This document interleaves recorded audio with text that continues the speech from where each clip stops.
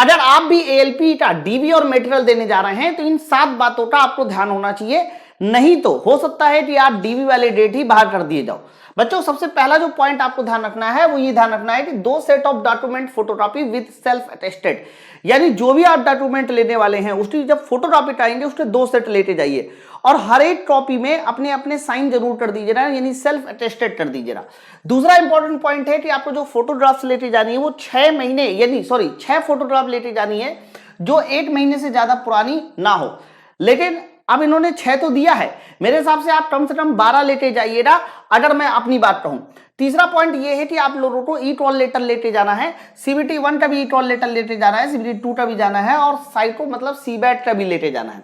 बच्चों चौथा पॉइंट ये है कि अगर किसी लड़के ने अपनी डीवी डेट पर नहीं पहुंच पाता, जैसे किसी की डीवी डेट 15 अक्टूबर है और वो नहीं पहुंच पाता है, तो अपनी ब्लॉट डेट यानी जो उसकी ब्लॉट डेट होगी उसमें जाकर डीवी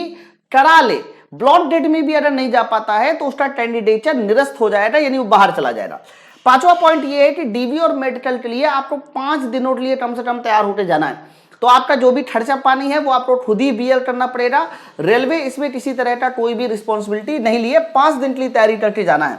छठवां पॉइंट बहुत इंपॉर्टेंट है कि यदि आपके माता पिता के नाम पे या आपके नाम पे या आपके स्कूल के नाम पर किसी भी तरीके की स्पेलिंग एरर है, जैसे कि किसी का नाम है भगवान, भगवान में स्पेलिंग आ रही BAGH चल के और ए डैब हो गया,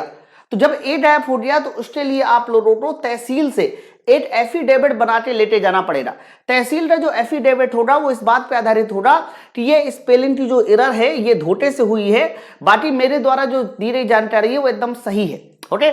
आगे 7वां पॉइंट कि जो जाति और निवास आप लोग लगाने वाले हो वो एक तो 1 साल से पुराना नहीं होना चाहिए, यानी 1 साल के अंदर होना चाहिए और साथ साथ सेंट्रल का होना चाहिए। बच्चों जाति और निवास के साथ साथ अगर आपका EWS सर्टिफिकेट है जो कि कहीं ना कहीं जाति में आ जाता है वो भी 1 साल से पुराना नहीं होना चाहिए। तो इन 7 बातों को आज से ही फॉलो कर लीजिए, ध्यान में रखिए और अपने डॉक्यूमेंट इन्हीं 7 बातों के आधार पर तैयार कराइए।